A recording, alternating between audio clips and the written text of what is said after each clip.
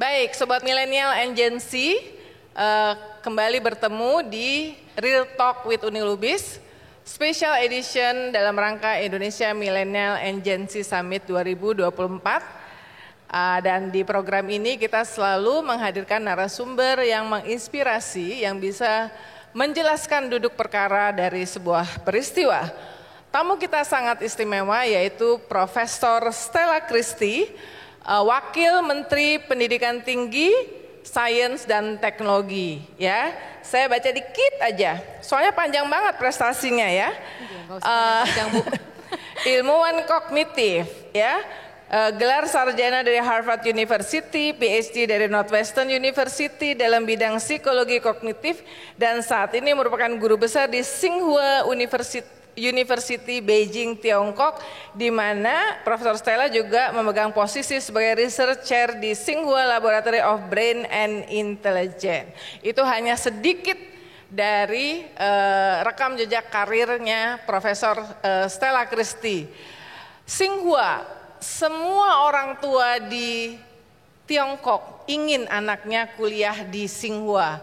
Jadi kampus itu menjadi tempat tujuan wisata, tapi dengan mimpi. Ya, saya kebetulan pernah ke sana, dikasih tahu, wah ini siapa-siapa lulusan di sana, Presiden Xi Jinping, kemudian beberapa wakil presiden, jadi benar-benar prestis ya, luar biasa. Tapi aku mau mulai dari yang santai, santai aja, Profesor Stella. Aku kemarin manggilnya Stella, sekarang Profesor Stella. Karena nanti diomelin nama netizen, kok manggilnya cuma nama doang katanya.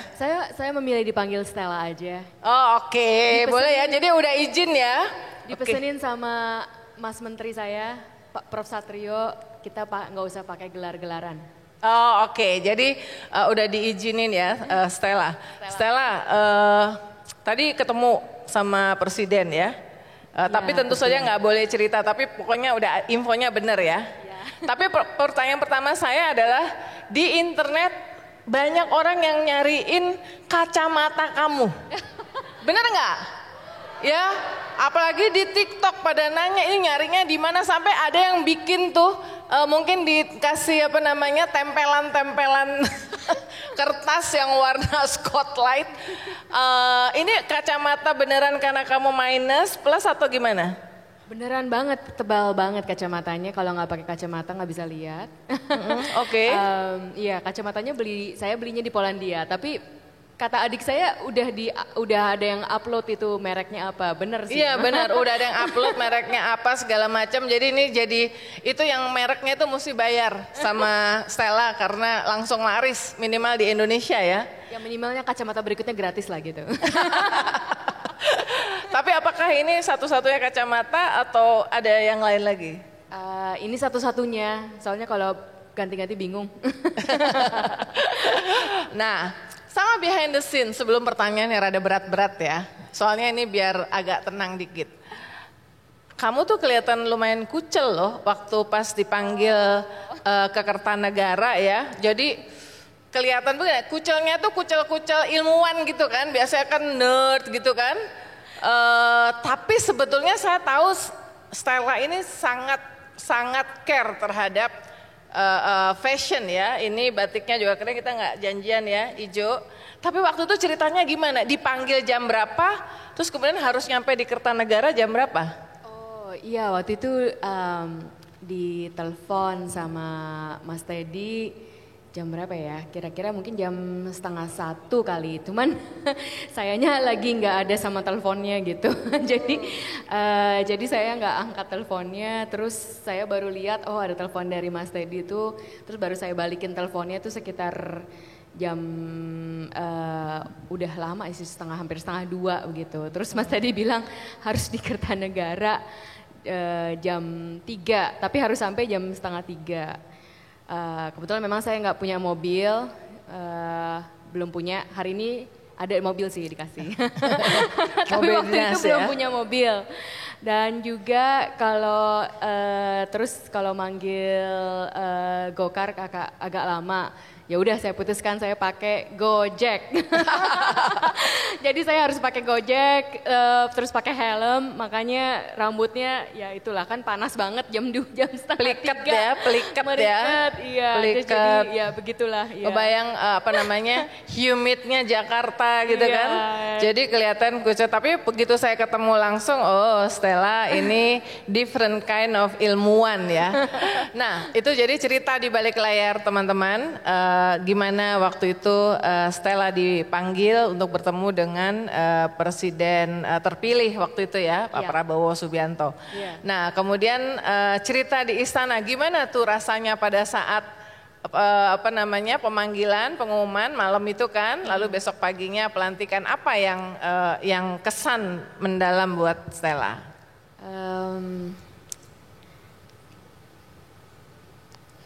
Waktu itu gimana ya, kesan yang mendalam sih, terutama saya sangat senang sekali keluarga saya bisa berada bersama saya. Mereka waktu itu khusus terbang ke sini dalam jangkauan yang pendek bisa berada, dan iya sangat terharu karena tidak pernah kebayangkan bahwa saya akan berada di pemerintahan. Itu sangat terharu dan juga sangat tersentuh terhadap kepercayaan dari Pak Prabowo tentu saja, yang beliau bisa mempunyai visi melihat dari lain ya, maksudnya tidak usah semua cetakannya sama yang dipakai beliau. Jadi saya sangat terharu bahwa beliau mempunyai visi dan kepercayaan itu, semoga saya bisa dalam pemerintahan. Ya, saya cukup terharu bahwa saya dipanggil untuk menjalankan amanah di Indonesia. Ya. Sebetulnya ketemu sama Pak Prabowo pertama kali itu kapan sih? Pertama kali ketemu Pak Prabowo sebenarnya Februari, beberapa hari setelah pemilihan umum. Lalu tidak lama setelah itu Pak Prabowo minta saya presentasi, itu bulan Maret. Waktu Pak Prabowo minta saya presentasi data. Waktu itu saya memberikan data kepada beliau, penelitian tentang ya, saya memberikan data kepada beliau tentang program, waktu itu dibilangnya makan siang, program makan siang gratis. Karena saya seorang ilmuwan, saya selalu berdasarkan sains dan data. Kalau boleh sedikit ini nanti saya balik lagi ke ceritanya. Tadi sport science itu kenapa kita nggak mulai dari awal gitu? Itu memang penting sekali karena kalau boleh apa itu science? Science itu adalah ditentukan oleh metode dari yang dilakukan. Jadi science itu adalah pertanyaan. Lalu kita ingin mendapat jawaban dari pertanyaan itu dengan perbandingan. Ya. Itulah kenapa sport atau apapun bidangnya itu selalu ada sainsnya. Karena sains itu adalah metode sistematis untuk membandingkan, untuk menemukan jawaban yang benar atau jawaban yang efisien dari pertanyaan. Misalnya kalau sport, pertanyaannya, lebih baik saya makannya sebelum atau sesudah? Lebih baik olahraganya itu trainingnya tuh digenjot, digas 5 jam berturut-turut atau di spacing. Nah itu semua pertanyaan itu bisa dijawab dengan perbandingan-perbandingan. Itulah yang menjadi namanya science. Nah kembali ke makan siang gratis. Waktu itu namanya makan siang gratis. Pak Prabowo minta saya memberikan paparan, lalu tentu saja dengan science. Nah science itu pertanyaannya, makan siang itu ada dampaknya atau tidak?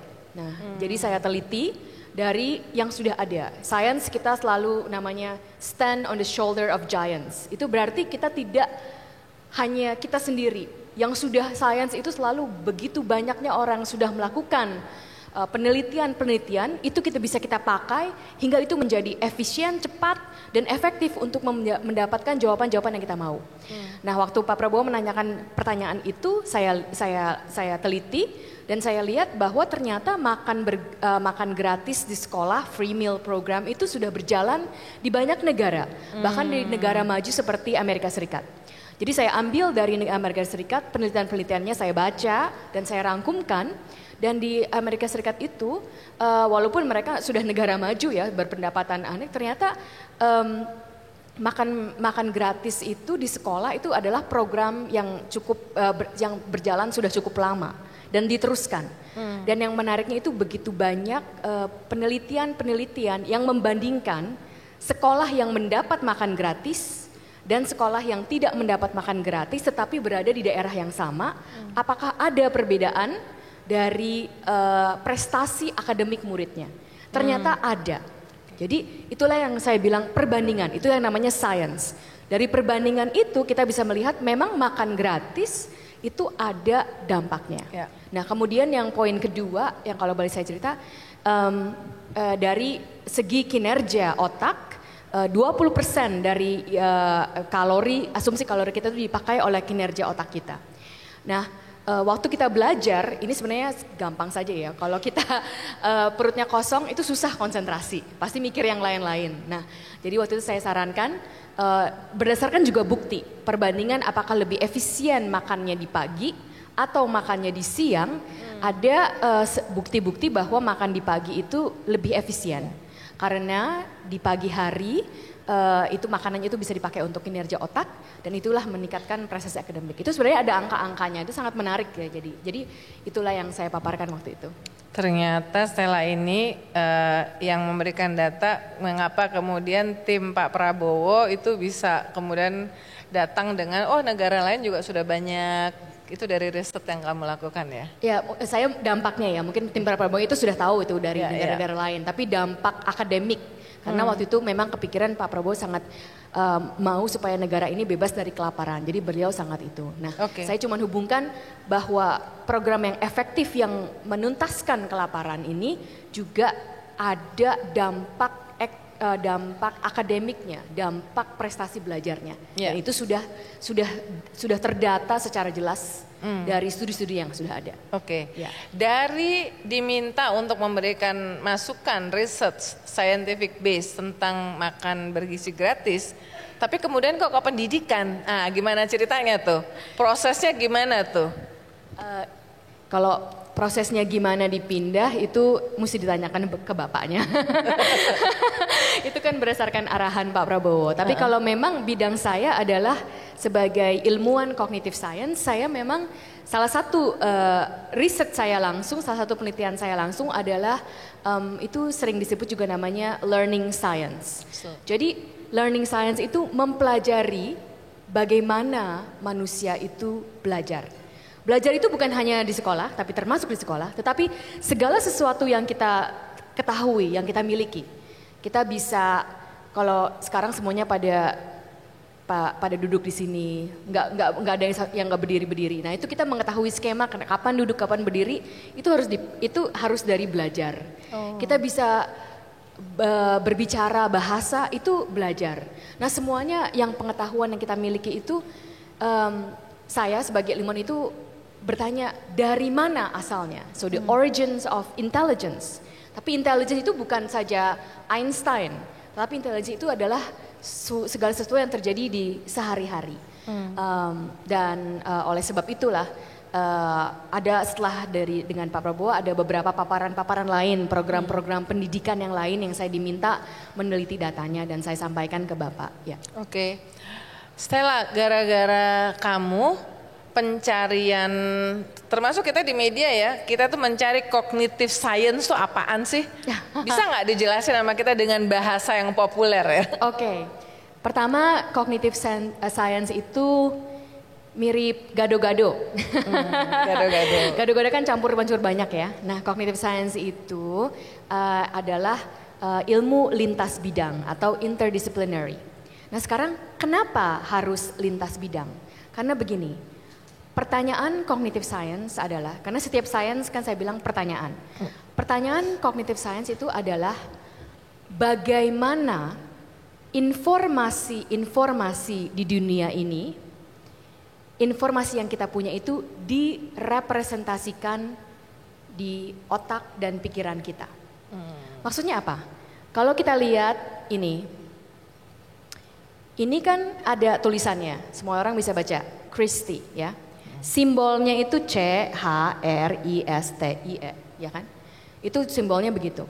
Nah, yang ditanyakan seorang cognitive scientist itu adalah simbol huruf itu kalau di pikiran dan di otak kita itu apa?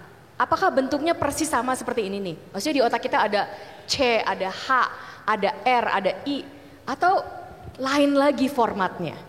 Ya, jadi kita sebenarnya metafornya seperti kayak di komputer ya. Kalau komputer itu kita keluarnya ya kita bisa lihat apa. Tapi sebenarnya dalamnya apa? Ya mudah, 0 and 1, itu binary. Komputer itu semuanya 0, 1, 0, 1. Semuanya dari 0, artinya 0, 1. Nah, cognitive scientist itu menanyakan di otak kita itu bagaimana representasinya. Itulah cognitive science. Nah itu kenapa cognitive science itu harus gado-gado, campur-campur. Karena segala itu namanya information processing. Informasi yang kita punya, yang kita representasikan itu dari berbagai macam bidang. Dari bahasa, dari bagaimana kita membuat keputusan, hari ini pakai baju apa, kenapa pakai baju hijau, itu decision making, ya kan? Dari saya mau major apa untuk Gen Z, saya mau bekerja di mana, itu semua informasi-informasi dari yang melintas bidang. Itulah kenapa dari cognitive science itu harus melihat dari macam-macam bidang. Ya. Jadi bisa kena ke semuanya ya. Ya. That's lead to my next question.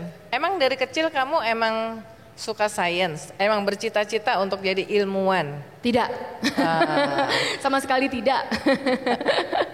Nggak pernah ngerti apa yang namanya ilmuwan. Dari kecil. Mungkin pertama kali saya ada kepikiran mau jadi ilmuwan itu menarik, tapi saya nggak kepikiran mau jadi ilmuwan. Ilmuwan itu menarik waktu SMA. Karena suami saya, Bartek, kita high school sweetheart. Iya, kita dari SMA. Ya, kita udah pacaran dari SMA. Ya, waktu dia memang selalu ingin jadi ilmuwan. Tapi dia saya kan ke Harvard juga kan? Ya, dia juga ke Harvard. Jadi kita SMA bareng, juga ke Harvard bareng. Tapi saya sih nggak kepikiran jadi ilmuwan, cuman saya tertarik aja. Dia ada ilmuwan. Jadi itu ada pernah tahulah konsep ilmuwan. Sebelumnya saya nggak pernah tahu konsep ilmuwan. Waktu di Harvard saya sebenarnya economics major. Sampai tahun ketiga saya economics major. Barulah pada tahun ketiga itu saya ada banyak pertanyaan filsafat terhadap dunia ini. Pertanyaan filsafatnya, ya saya sering bertanya. Saya waktu ingat ada momen yang ini saya bekerja di laboratori, tapi itu untuk dapat uang ya, karena saya penerima beasiswa jadi perlu uang saku. Jadi saya bekerja di laboratorium, tapi saya bekerja di laboratorium seorang profesor terkenal namanya Steve Koslin. Dia itu orangnya baik, kalau saya tanya-tanya dia sering jawab. Nah saya waktu itu bertanya sama dia, kenapa sih kok di bahasa Inggris ada yang namanya cup, ada yang namanya mug, dan bedanya apa? Tapi kita yang paling saya ingin tahu itu dari mana kita bisa punya pemikiran itu, karena anak tidak pernah diajarkan kan, anak kecil nggak pernah diajarkan, oh ini cup, ini mug, ini gelas, ini cangkir, nggak pernah diajarkan, tapi mereka tahu. Nah coba kalau ditanya, Buni jelaskan ke orang Mars apa itu gelas. Apa tuh gelas, Buni? Ya gelas beling, gelas kaca, paling gitu, gelas kaca gitu kan. Orang Marsnya bilang, saya nggak tahu apa itu kaca, saya nggak tahu apa itu beling. Panjang banget ya. Nah, susah menimbulkan kan? rentetan pertanyaan berikutnya. Gelas yang kita semua tahu, kita susah ngejelasinnya. Apalagi dari mana itu gelas. Itulah pertanyaan filsafat saya. Dan saya pertanyaan itu terus kepikiran. Lalu profesor bilang, oh kalau kamu mau tahu itu kamu tanya sama teman saya namanya Elizabeth Spelke. Dia waktu itu adalah profesor yang sangat terkenal dari Harvard. Elizabeth Spelke itu mengajarin saya, if you want to ask that question, you need to go into cognitive science. So that's how. Jadi Ibu Elizabeth ini yang sebenarnya mengarahkan. Ya, Profesor Elizabeth Spelke. Dia masih di Harvard. Tapi waktu kecil cita-citanya apa? Gak ingat saya. Mungkin mau jadi apa ya? Saya senang teater. Oh, oke. Iya. Ya nggak cita-cita mau jadi aktor sih, tapi saya sangat senang teater waktu kecil. Kamu juga bisa nari Bali kan? Iya, saya bisa nari Bali. Sangat lumayan ahli nari Bali. Jadi Indonesia banget, tepuk tangan nih buat Stella ya. Meskipun lama jadi diaspora ya. Oke, tapi boleh nggak sedikit lagi sebelum aku ke pertanyaan serius. Orang tuh pengen tahu tentang kamu. Masa kecil kamu tuh seperti apa dan di mana? Masa kecil saya sangat bahagia. Ayah ibu saya itu pertama sangat selalu ada, selalu present. Dan juga mungkin yang paling saya hargai itu ayah dan ibu saya itu selalu sering menanyakan pertanyaan-pertanyaan kepada saya. Maksudnya saya itu walaupun anak dianggap sebagai teman layak berbicara dengan mereka. Nah itu mungkin yang saya sering berbicara, sering ngobrol, itu yang paling saya ingat dari masa kecil saya. Kita sering jalan-jalan bersama, selalu bersama. Itu dari masa kecil saya yang saya. Kamu lahir di Medan ya? Saya lahir di Medan, tapi ibu dari Medan. Ibu dari Medan, tapi ayah dari Karawang. Ayah lahir di Karawang, jadi. Lahir di Karawang. Jadi campuran Indonesia banget lah ya. Jadi campuran. Dan menikahnya di apa namanya? Lupa aku namanya. Oh, saya cerita sama Ibu Uni. Saya menikahnya pakai adat Sunda dengan suami saya Bartek. Oh, menikahnya di Cikanyere. Di Cikanyere pakai wayang semalaman. Oh, jadi wayang semalaman ya? Pakai wayang semalaman. Anaknya dikasih nama Bayu, Indonesia banget, Angin ya. Dan Angin salah satu objek sains yang penting juga ya. Betul. Menarik ya. Betul. Yang penting dalam ininya, Pak Prabowo udah bilang swasembada energi. Angin sangat perlu. Oke. Nah sekarang selama ini kan mulai dari lulus SMA, Stella menjalani pendidikan perguruan tingginya di luar negeri ya. Kemudian jadi guru besar di Tsinghua. Gimana sih selama ini Stella melihat pendidikan di Indonesia itu? Ya. Apa problemnya? Mungkin sebelum problem kita mulai dari yang bagus dulu. Oke. Karena setiap masalah kita juga harus tahu apa yang sudah bagusnya. Kita harus mengakui dan mengenali dari tingkat pendidikan dini sampai menengah ke atas. Itu kita di Indonesia itu punya akses yang sangat bagus. Itu berdasarkan data-data yang sudah saya baca bahwa secara akses kita itu aksesnya sangat bagus. Maksudnya kebanyakan orang itu mempunyai akses untuk bersekolah dari tingkat TK sampai tingkat ke atas. Walaupun tentu saja masih harus diperbaiki, tapi aksesnya itu kalau dibandingkan dengan negara-negara lain yang punya GDP yang sama, itu kita aksesnya sangat bagus. Itu perlu diakui dan perlu dihargai, itu sangat penting. Mungkin kalau dari segi masalah yang saya lihat adalah dalam pendidikan tinggi kita belum optimal. Kita belum optimalnya mengapa? Pendidikan tinggi itu secara yang saya lihat mungkin di Indonesia masih kepikiran pendidikan tinggi itu adalah seperti glorified high school. Jadi SMA tapi lebih susah. Nah ini kalau saya boleh bercerita dengan kembali perbandingkan dengan sistem-sistem yang ada, karena saya bersyukur saya sudah mendapatkan sistem dari berbagai macam-macam ya. Jadi bukan ke luar negerinya, tetapi perbandingan dengan sistem-sistem yang lain-lain itu adalah tidak demikian. Pendidikan tinggi itu lain sekali dengan SMP dan SMA. Pendidikan tinggi itu adalah di mana knowledge, pengetahuan yang baru itu dibuat. Jadi seharusnya pendidikan tinggi itu kita belajar untuk mengeluarkan sesuatu yang baru.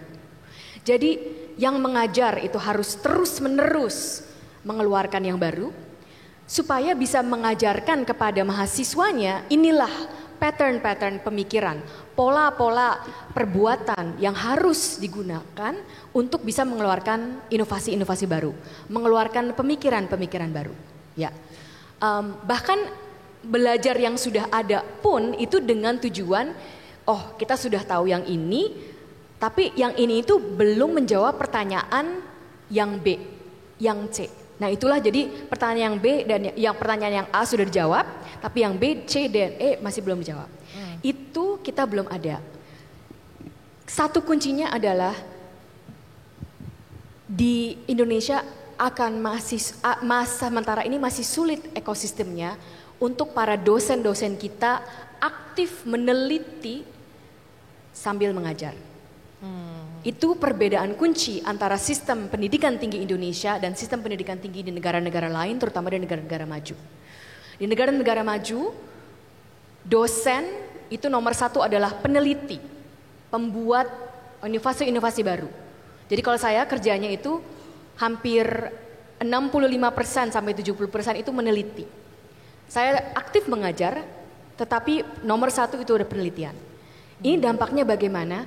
Waktu saya mengajar, itu adalah menggunakan apa yang saya teliti. Karena kalau saya meneliti itu harus tahu yang paling frontier, yang paling baru. Itulah yang bisa saya sampaikan kepada mahasiswa saya.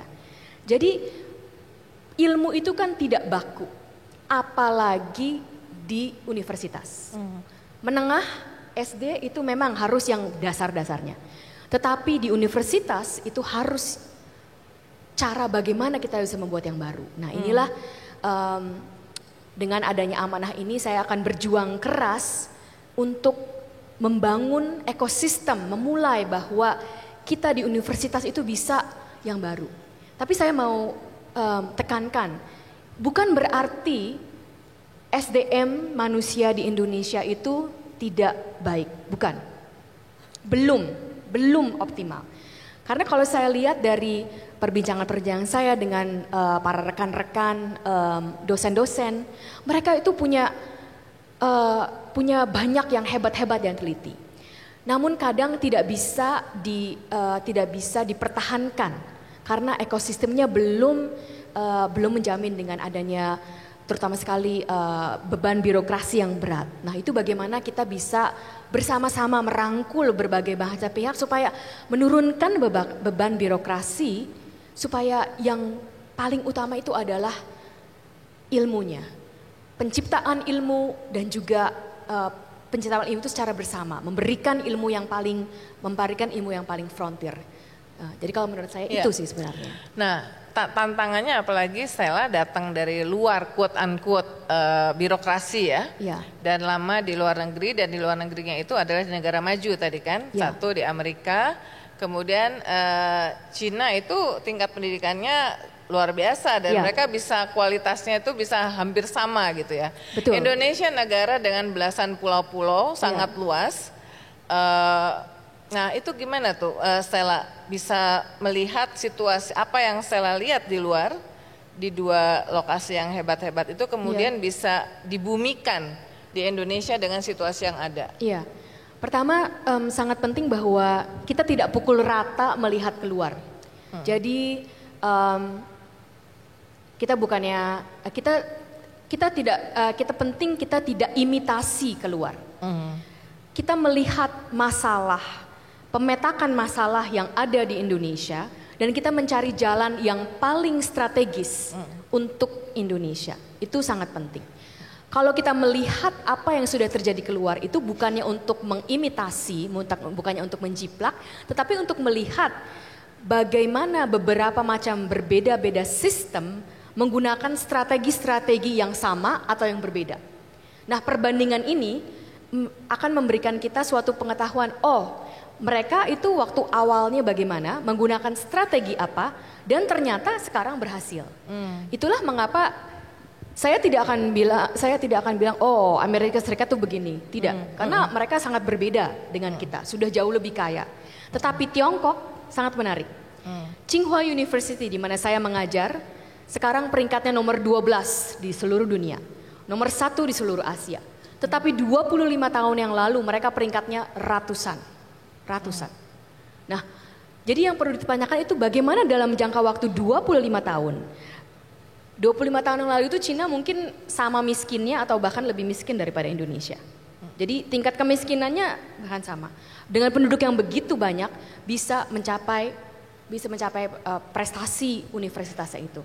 Itulah yang perlu kita pelajari, strategi-strategi itu. Kalau saya lihat dari Indonesia, satu sebenarnya, ini bukannya kebetulan dengan Gen Z, tapi saya rasakan dari saya sendiri jalan-jalan, sering saya jalan-jalan di daerah sebagai pribadi ya. Saya merasakan semangat dari para orang-orang muda kita.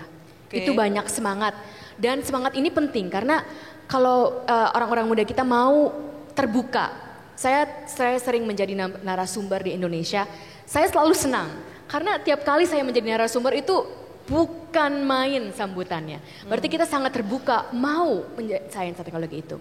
Nah itu adalah aset yang sangat perlu. Jadi saya sudah siap-siap di kementerian bahwa kita akan mulai podcast, sering podcast of science and technology. Untuk umum, untuk siapa saja yang mendengarkan sains dan teknologi.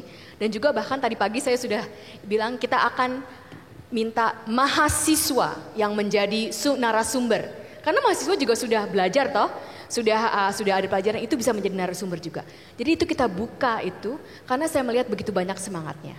Nah jadi semangat itu kita pergunakan sebagai aset, lalu kita betulkan atau kita perbaiki tantangan-tantangan birokrasi. Mungkin yang bisa kita ini outcome oriented. Outcome-nya apa? Kita maunya apa? Jadi jangan ada peraturannya begini, peraturannya begitu, peraturannya begini. Oke, selalu semua itu ada peraturan. Tapi kita kembalikan lagi, peraturan ini untuk mencapai outcome apa? Peraturan ini apakah efektif untuk mencapai outcome yang kita mau? Kalau setelah berjalan peraturan itu tidak efektif mencapai outcome itu, ayolah kita bersama lihat, ayo mungkin peraturan itu bukan yang peraturan yang paling bagus. Jadi outcome-nya dulu, tujuannya dulu, baru peraturannya.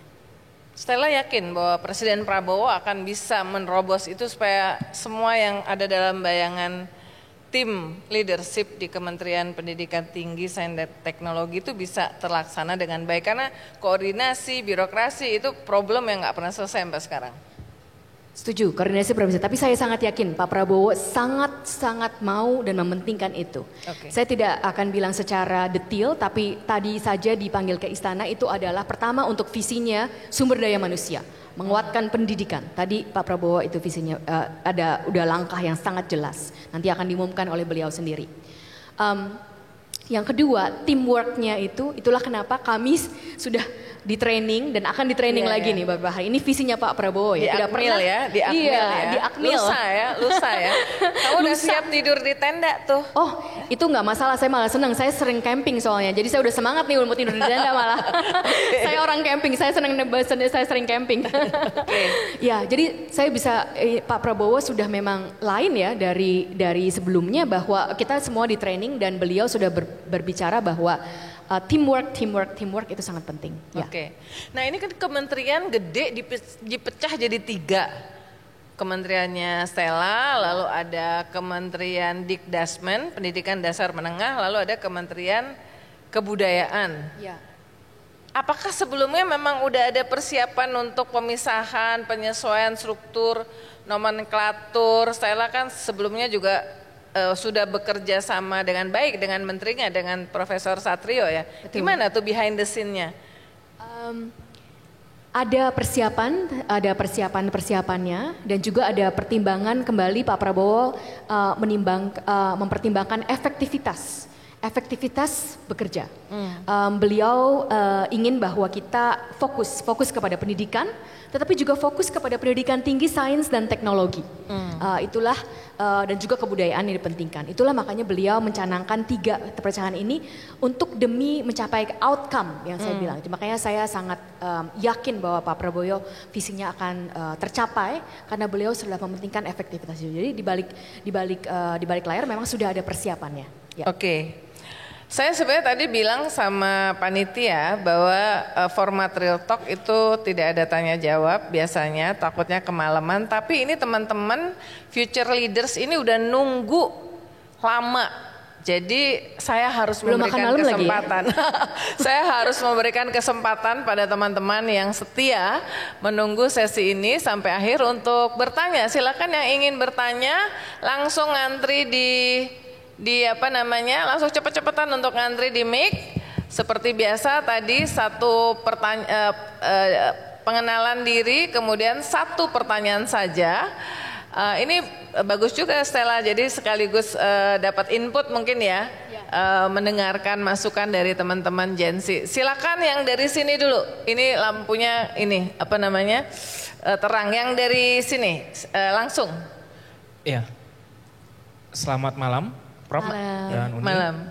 Terima kasih sudah kembali ke Indonesia untuk memimpin di Wamen Riset Sains dan Teknologi. Saya Herman Yosep dari Jakarta Timur. Mohon izin, Prof. Pertanyaan saya itu terkait dengan tadi sebenarnya sudah disinggung, tapi kira-kira apa komitmen dari kementerian yang Profesor pimpin dengan Profesor Satrio? Karena dan Profesor Fauzan. Ya. Ada wamennya ada 2, ada Profesor Fauzan. Siap, dengan Prof. Fauzan. Nah, teman saya ini melakukan sebuah penelitian, tentu dulu sempat viral bahwasanya di perguruan tinggi itu program magang yang menjadi luar biasa dan menjadi penipuan yang luar biasa, dan sayangnya tempat penelitian itu tadi sempat Prof sudah menyinggung bahwasanya menjadi salah satu tempat yang penting gitu ya.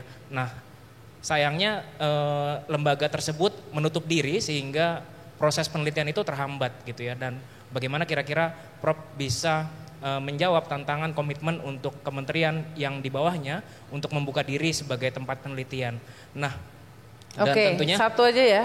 Oh ya siap. 1, oke, makasih karena minatnya banyak ini. Iya. Mau langsung dijawab atau kita kumpulin dulu ya? Terserah. Oke, kamu nggak perlu nyatet, apa ya? Cuman saya lupa bawa catatan. Tapi oke, mudah-mudahan. Oke, yang sebelah kanan, yang pertama silakan. Oke, terima kasih untuk waktunya Prof ya. Jadi pertama nama saya Amnah dan ini mungkin pertanyaannya ini lebih mewakili ke the last grade of senior high school ya. Saya kelas 12 dan akan menuju ke perguruan tinggi. Dengan banyaknya kendala bagi kami murid kelas 12 untuk menuju perguruan tinggi ini, mungkin bisa saya simpulkan ya. There is a double standard buat kami, para anak-anak kelas grade ini, untuk menembus kurikulum Indonesia itu lebih jauh-jauh lebih susah daripada kita menembus kurikulum luar negeri. For example, my brothers and my sister are going to the Leeds, Manchester University. It's more easier than them daripada saya untuk masuk ke perguruan tinggi negeri. And then to achieve that goals, itu ada banyak sekali kecurangan ya. Contohnya joki-joki UTBK dan lain-lain. Dan hal tersebut itu ada dikarenakan susahnya adanya double standard to achieve untuk masuk ke kampus-kampus negeri. Oke. And then setelah ini kan untuk masuknya ya, dan untuk menjalani kampus tersebut, untuk menjalani program studi tersebut, we have to be super rich to continue our studies, karena juga dari tahun kemarin mungkin kita semua udah tahu ya, ada berita-berita bahwa UKT itu mahal. Oke. Jadi adanya double standar bagi kaum Indonesia. Uang kuliah tahunan. Iya. Oke. Bahwa tidak semua pemuda Indonesia dapat melaksanakan studi. Jadi they have to be super rich, they have to be super smart untuk mengakses pendidikan di Indonesia, dan itu jadi double standard bagi kita daripada di luar negeri. Terima kasih. Ya, sudah ya? Ya. Sudah lebih dari 1. Thank you. Good question by the way. Silakan. Hai Prof, aku Odi dari Bali kebetulan. Aku sebenarnya sih mau nge-challenge aja Prof Stella terkait one thing about cognitive science. Is there any way for you to find data atau research bagaimana cara kita belajar dan bagaimana cara kita menangkap ilmu? Soalnya lately ada fenomena gen di bawah kita, Gen Z, karena ada COVID, jadi kesusahan belajar. Ada yang juga kayak even geografi nggak tahu. Sedangkan katasnya juga susah.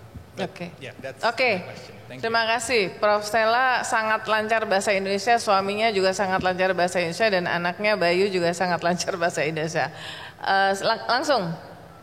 Selamat malam Prof Stella. Saya Lutfi mau bertanya. Tadi kan sempat disampaikan bahwa pesan dari presiden terpilih untuk menguatkan pendidikan. Jadi pertanyaan saya, apa tantangan terbesar dalam membiasakan critical thinking untuk generasi muda di Indonesia? Karena kan critical thinking itu cukup penting ya untuk menguatkan pendidikan. Terima kasih. Oke, terima kasih Mbak. Kita kumpulin dulu nanti sekalian dijawab di wrap up. Oke, selamat malam. Saya Mayang dari Jakarta Pusat. Prof, aku mau tanya yang santai-santai aja. Setelah menjadi wamen, apakah berencana membuka private Instagramnya? Oh iya, baru tadi mau aku tanyain. Atau mungkin menjamah sosial media yang lain seperti TikTok, karena kan pasti publik banyak yang kepo nih sama kesehariannya Prof nanti. TikTok tuh isinya Prof Stella ya? Yes, benar. 3 hari ini isinya di mana-mana Stella tuh, FYP. Ya, itu aja. Terima kasih Prof. Ya, thank you Mayang. Lanjut, terakhir yang dari sini.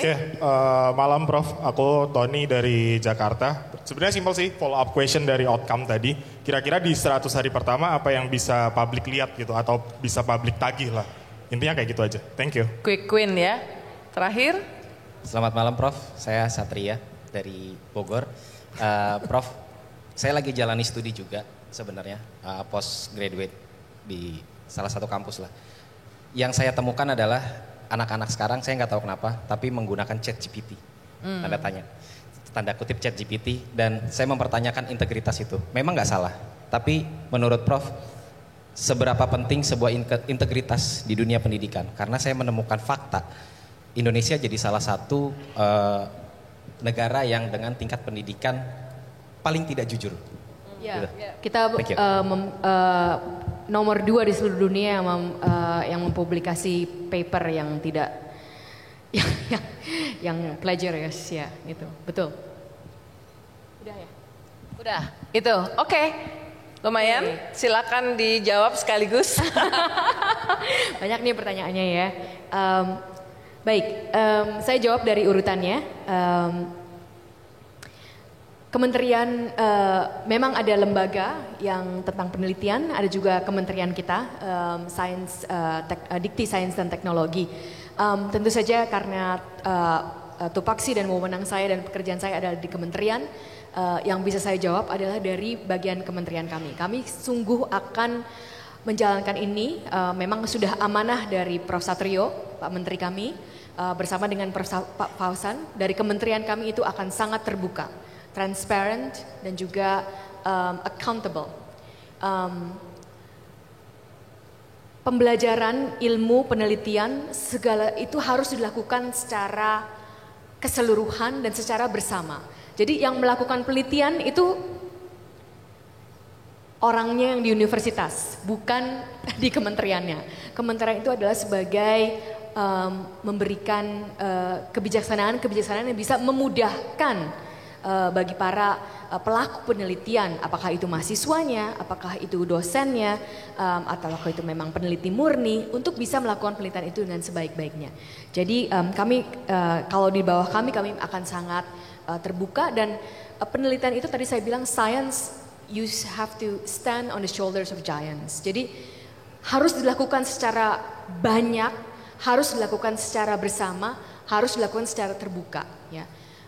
Di science itu apa yang ilmuwan paling inginkan? Ilmuwan itu paling inginkan itu supaya begitu sebanyak-banyaknya orang baca papernya dia. Saya udah kepikiran nih, saya kan gak ikut sosial media. Saya udah kepikiran mungkin ini yang lihat sosial media saya banyak banget. Kalau bisa kenapa nggak paper saya dibaca sebanyak itu gitu?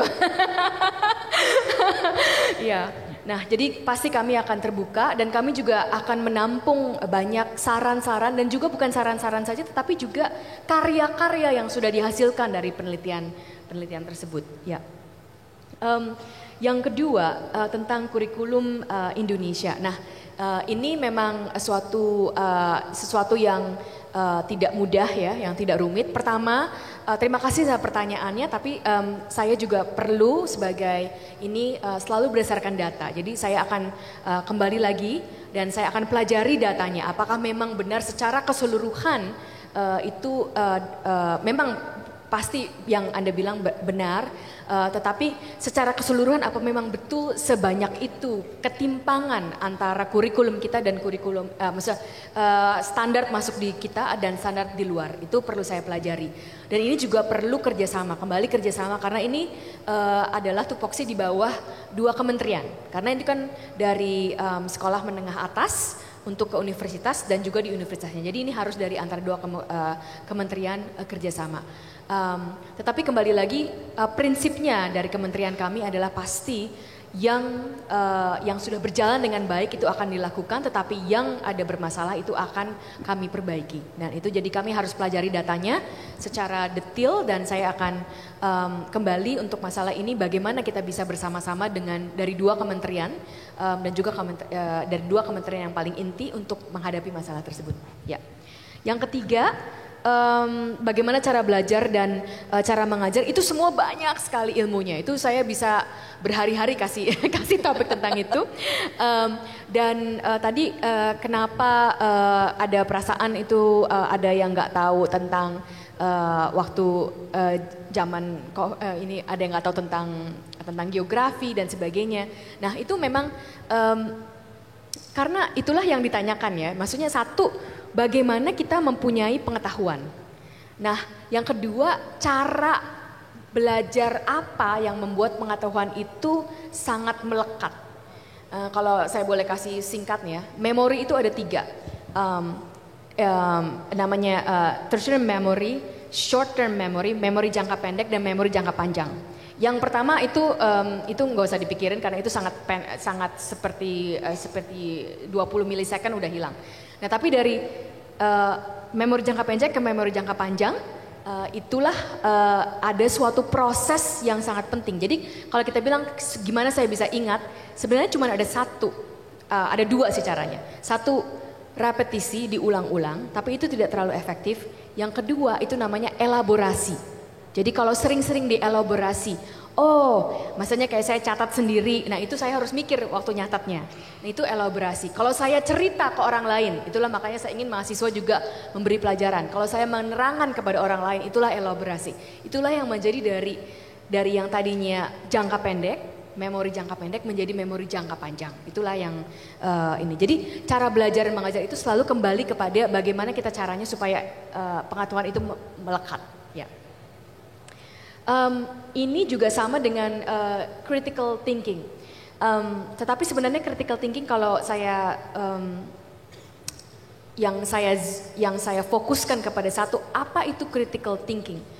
Critical thinking itu kalau menurut saya bisa bertanya terhadap sistem.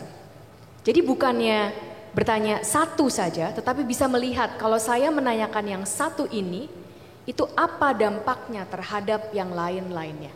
Itulah critical thinking. Jadi critical thinking itu gampang-gampang sulit. Sulitnya itu karena kita mungkin waktu kita belajar ya, itu kerasanya yang belajar itu satu-satu. Belajar IPA ya IPA, terus nanti belajar IPS ya IPS. Tapi sebenarnya pengetahuan itu selalu ada kaitannya. Ya kan? Selalu ada sistemnya. Jadi kalau kita merubah satu, kalau kita belajar satu, itu harusnya ada kaitan dengan yang lain. Nah itulah tantangan mungkin dari pendidikan kita. Bagaimana kita bisa memperlihatkan kepada siswa, murid-murid, para pelajar dan juga mahasiswa bahwa semua yang kita pelajari itu berkaitan satu sama lain. Kalau kita belajar matematika, itu matematika dihitung untuk di biologi. Kita belajar fisika, fisikanya tuh ada juga di biologi. Biologi itu sistem bagaimana di sistem di tubuh manusia itu juga kita tanyakan di cognitive science. Jadi semuanya itu ada hubungannya.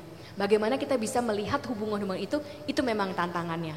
Tapi di dalam pendidikan itu bagaimana itulah yang bisa menjadikan critical thinking. Account Instagram kayaknya akan dibuka. Tapi mesti siap-siap dulu. Pasti followernya langsung banyak tuh ya. Mesti siap-siap menghadapi hater juga. Iya. saya nggak biasa pakai sosial media, tapi dianjurkan akan ada. Ini mungkin supaya untuk kebersamaan Bisa ya. berinteraksi juga Secara ya. interaksi biar bisa mendengarkan. Ya memang tugas saya, termasuk tugas saya. Jadi akan saya buka karena memang termasuk tugas saya. Tapi benar itu yang Stella Christy EEE. Enggak, yang asli Prof. Stella Christy. Oh, tadi gue salah ngeteknya. Prof. Stella Christy ya. Oke. Outcome 100 hari. Ini sudah dari tadi pagi sudah kita bicarakan. Akan kita umumkan segera bersama dengan Pak Menteri, Prof. Satrio dan juga dengan Pak Wamen, Profesor Fauzan. Itu dari Kementerian akan kami umumkan segera outcome dalam 100 hari ini. Tapi sudah kita bicarakan dan akan segera kita umumkan. Baik. Integritas dan ChatGPT. Integritas itu nomor 1. Karena begini, kembali, science itu stand on the shoulder of giants. Science itu bukannya di atas ya, segala sesuatu yang kita gunakan itu science. Kenapa kursi bentuknya seperti ini? Itu ada science-nya. Kenapa kursinya nggak lebih pendek gitu? Nah itu ada science-nya juga. Segala sesuatu yang kita gunakan itu science. Jadi kalau kita itu datanya tidak jujur, kalau kita itu yang ditulis di paper-paper itu atau yang kita pergunakan itu semuanya dari bukan data yang asli, itu dunianya akan runtuh, tidak akan berjalan secara efisien dan efektif. Integritas adalah nomor 1 di sains, tidak bisa tergugat integritas itu. Nah, ChatGPT itu bagaimana? ChatGPT itu tidak berarti pemakaian ChatGPT itu adalah tidak punya integritas. Saya justru sangat menganjurkan kepada mahasiswa saya untuk mempergunakan ChatGPT. Tapi penting bagaimana mempergunakannya dan harus ditulis bahwa kalau saya menulis esai dengan ChatGPT ini ada dibantu oleh ChatGPT. Tetapi ChatGPT itu kan karena tool, jadi mau bagaimana itu nggak bisa dipolisikan, nggak bisa dibilang kamu nggak boleh pakai ChatGPT. Tapi justru kembali kalau dari pandangan saya, kita justru ingin bertanya, kalau saya 100% pakai ChatGPT untuk menuliskan mungkin skripsi saya atau yang lainnya, apa dampaknya terhadap ilmu dan cara berpikir saya? Nah, ini panjang, tapi hari ini nggak panjang-panjang. Panjang karena saya sebelumnya di podcastin ya. Iya, di podcastin. Enggak, karena ChatGPT itu kan ada problem rights juga ya. Betul. Hak cipta. Karena Betul. itu kan dataset kumpulan dari informasi-informasi yang termasuk media New York Times kan sudah mensomasi kan? Betul. Ya. Kebetulan saya pernah diminta dan ada tulisan saya, tapi sementara pakai bahasa Mandarin, tapi ada bahasa Inggrisnya juga sih nanti saya publish. Saya pernah diminta oleh pemerintah China untuk menulis pendidikan di era AI. Jadi saya menulis apa yang harus kita buat. Kenapa kita tidak mau 100% kita harus pakai ChatGPT saja. Hari ini saya share satu saja. Ya. Kalau kita menulis pakai ChatGPT, maksudnya ChatGPT yang menulis buat kita, lama-lama kita tidak akan punya rasa tahu mana tulisan yang bagus, mana tulisan yang tidak bagus. Jadi kalau kita terus bilang ChatGPT tolong bilang, kita sendiri tidak bisa menilai mana yang bagus, mana yang tidak bagus. Nah, kalau kita bersedia kehilangan naluri untuk menilai mana yang bagus, mana yang tidak bagus, silakan pakai ChatGPT. Tetapi kalau kita masih mempunyai naluri itu, saya tahu inilah tulisan yang bagus, inilah podcast yang bagus, inilah podcast yang kurang bagus. Janganlah bergantung 100% pada ChatGPT. Jadi kembali kepada outcome, apa yang Anda mau? Apa yang Anda mau dari behavior atau dari kelakuan-kelakuan yang Anda lakukan. Gitu. Oke, tepuk tangan buat Profesor Stella Christy. Prof, kalau lagi ngajar, kalau menilai diri sendiri, ya, Stella itu tipe dosen yang seperti apa? Galak atau baik atau sangat membantu, ngasih nilainya murah atau gimana? Murah maksudnya murah dalam memberikan nilai ya. Jadi ngasih nilai tinggi atau pelit ngasih nilai? Saya nggak pelit ngasih nilai. Oh. Saya nggak pelit kasih nilai karena yang saya percayakan adalah bukan nanti kalau saya pelit ngasih nilai, murid-muridnya itu cuma untuk nilainya aja gitu. Ya, tapi yang penting dalam prasmaja itu kan kalau saya, kenapa menjadi ilmuwan? Karena ilmuwan itu menyenangkan. Saya itu cinta terhadap apa yang saya lakukan. Every day is fun. Ya. Oh, really? Every day is fun. Berasa nih yang lulusnya IPK-nya pas-pasan. Kenapa? Karena saya boleh tanya, bisa menanyakan apa yang saya mau. Saya terserah mau, oh saya tertariknya itu, wah silakan lakukan itu, silakan tanyakan itu. Jadi itulah fun, jadi itulah dunia itu begitu banyak misteri-misteri. Ini mungkin karena saya waktu kecil senangnya baca itu misteri novel. Oh, oke. Jadi pengetahuan atau menjadi ilmuwan itu seperti jadi detektif. Kita banyak pertanyaan, kita cari, itulah makanya fun. Oh. Ya, itulah namanya menjadi ilmuwan. Jadi waktu saya mengajar, yang paling penting buat saya itu untuk mahasiswanya merasakan begitu menariknya, begitu funnya.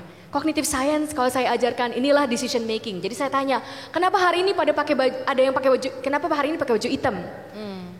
Coba, mana yang pakai baju hitam? Mbaknya situ mbak, kenapa hari ini pakai baju hitam? Ya. Karena suka warna hitam. Karena suka warna hitam. Kenapa suka warna hitam? Nah, suka itu apa? Kenapa kamu ada yang suka warna hitam, kenapa ada yang suka warna biru? Ayo, like, suka. Suka itu dari mana datangnya? Itu ada sainsnya banyak.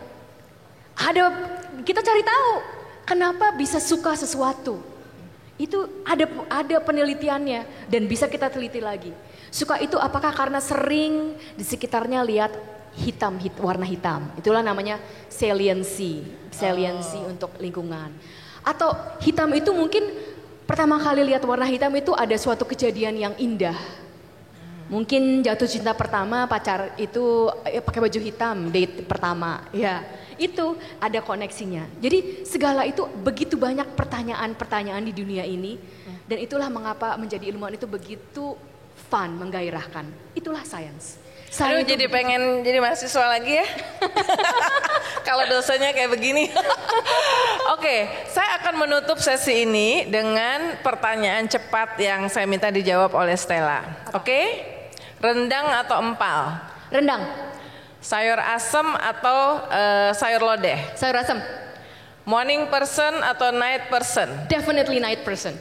Oh ya? Jadi tidurnya jam berapa tiap malam? Jam 2.